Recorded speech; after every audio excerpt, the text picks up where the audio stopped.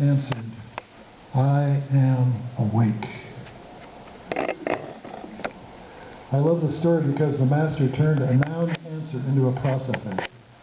And that process may be the most important element of all for our becoming enlightened. So that's the point I wanted to make tonight, is that my good friend Joan Thompson asked me what inspired. Hi, Bella.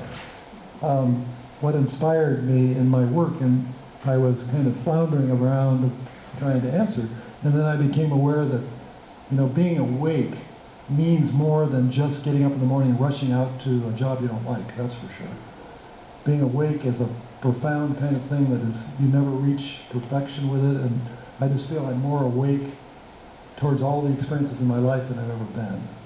And I used to say to clients, it may be you're walking along the street someday and two strangers are over here talking, and the fact that you hear what they say may be the most important message you hear in your whole life.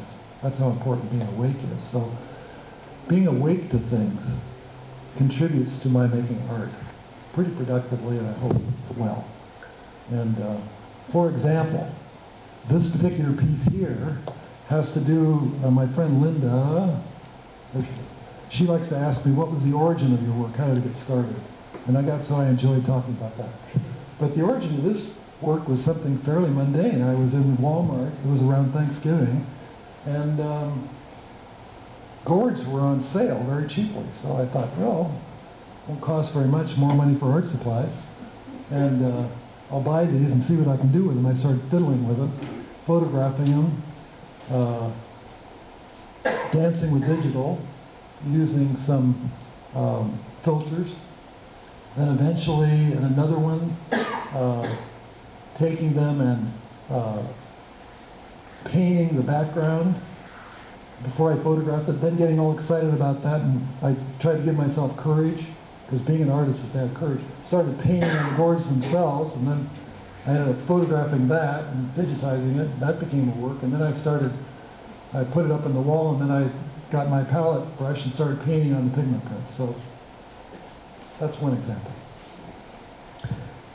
One of the things that interested me as a counselor was not only talking about principles of living, but methodologies of accomplishing them.